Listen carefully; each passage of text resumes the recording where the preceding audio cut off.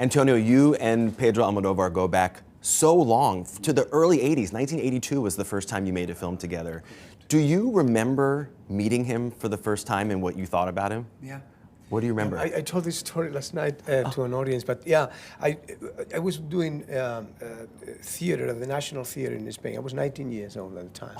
And we were having a coffee actually outside, some of the actors that I was working with, and this guy with a brief, red briefcase appeared over there, and he just threw a monologue to us. He was very funny, he was very smart, and very ingenious, and for like 20 minutes he was just talking by himself.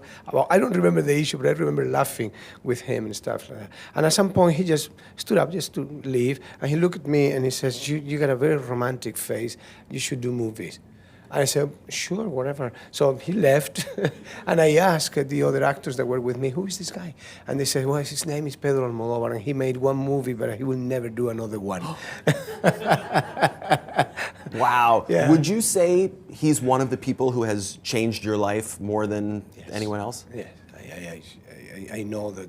I mean, he's the director that I work with the most. I've done 8 times. Eight times. It's 40 years of very strong friendship. I love him. He's a director with a very strong personality who never betrays himself, very loyal to his own style of making movies. You may like him or not, but he has been loyal for all this time, and he's very special. He's very unique. He created a narrative language that is very unique and very personal. Yeah. Pain and Glory, the movie that you're in right now that he directed, is my favorite Almodovar film that I've ever seen. It's very personal to him. You play a character that is very much inspired by him. Yes. When did you get a sense in your early conversations with Pedro that this was a different kind of film for him, a deeply personal film for him? Not that the other ones aren't, but... Well, no, but basically when I read the script, even if I hold a relationship with Pedro that it goes for over 4 decades, Pedro is a very private person.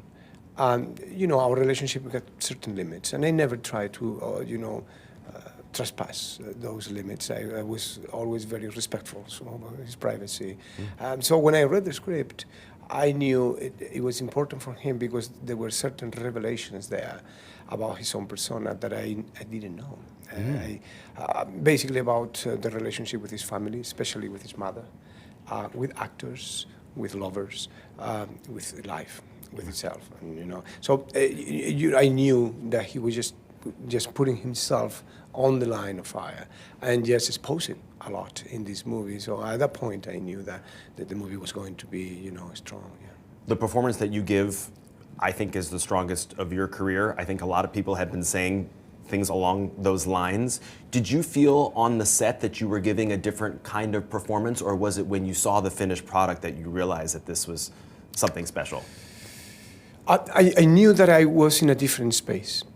I remember thinking that we both jump into what we call the mud, to create something complete, to modulate something different. And it has to do with, a way of understanding my work with him after we did Esquina y Living 9 years ago. And so basically what I try to do is just to get rid of all the tools and all the elements that I was using in my career to create something from the scratch. And I use also personal experiences too. I suffered a heart attack 2.5 years ago, and I think that thing gave me an edge at a personal level that I didn't have before. Maybe the proximity to death, and there is something there in me that Pedro detected. And he says, whatever it is, I would like for you to show it, don't hide it. I would like for you to use it for this character, because the character is filled with pain, physical pain, that is transformed in the movie also in an intellectual pain too, an artistic pain and glory, eventually. But I don't want you to hide it. And so I knew exactly what he was talking about, because it was a very strong feeling me. And so we went there together. So what I didn't know is that was going to be that special, and I didn't know the result that was going to have with an audience and the response that we were going to have. Now I know, because the movie has been presented all around Europe, and the people that sees the movie got a very emotional attachment with it. Yeah. One of the other cast members in the film, of course, is Penelope Cruz, your good friend, but you don't have any scenes with her. What was your reaction when you saw the movie and saw what she does in it? Because she's great. I loved it. But I always loved Penelope. I met Penelope many years ago when she was 19 years old. She was in New York. She was just trying to do an international career at the time. And then when she moved to Los Angeles, Melanie and I, we opened our home to her. So she was very welcome, always there. She was still a struggling actress. And to see her, develop her career and her persona in the way that she has done, it's almost like some kind of paternity problem there. I feel like it's almost my daughter in a way. Oh, wow. But it's beautiful to see her playing my mother, actually. Right. It's very strange. Yeah. In the flashbacks. Yeah, exactly right. There's a moment in this movie that just took me by surprise in the best way. It is this extremely passionate kiss that you share with your co-star Leonardo Sbaraglia, who plays your ex-partner in the movie. Correct. How many times did you guys shoot that? And do you know if the take that we see in the movie is the first or the second or later on? I think we did 2 takes only of that scene, the full scene. That finished with a kiss, but also the scene before, that it was very emotional. It was very weird because it was not planned like that. We rehearsed that scene many times. Pedro is one of those movie directors who love to rehearse. And so we, for a month almost, prior to principal photography. And the scene was never going that emotional. But for whatever reason, it did. The night, we were shooting the master of the scene with both on the scene the night before, but it was just too late, so we cut to the next day. And then when we arrived to the set the next day, Leonardo said to me, can we do your shot first? Because I have very long takes to do, and I would like to be more secure when they turn the camera on me, so I can rehearse while we are doing your shot. And I said, no problem with me, I'm totally fine.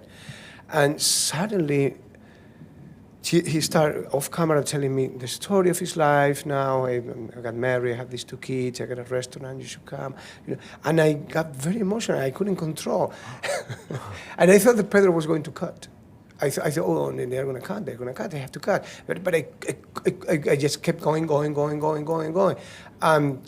When we finished the scene, I said, okay, let's do a second take. And Pedro said, no, I got it, let's turn around. I got it, That's what it's going to be. And so the scene we shot, that side of the scene in one shot. Wow. Yeah. It's such a great moment. It's Thank my favorite you. part of the movie. Here's my last thing. You have 2 Emmy nominations in your career. You have 4 Golden Globe nominations. You've been nominated for the Goya 5 times, 3 of which are for Pedro's movies. Correct. What would it mean to you to have an Academy Award nomination? I don't want to even think about that. Really, no, because expectations is the mothers of frustrations, and I just prefer to live in the present time, and what I have is beautiful. I got a beautiful movie that we can just, when we go to a movie theater, we are sure that the people is going to connect with, and that is priceless when you do this profession. And I had a beautiful award in the Cannes Film Festival with the Palme d'Or to Best Actor in the festival, and that is beautiful to have that in my pocket already, but what is in front of me, I have no idea, and I don't want to create expectation.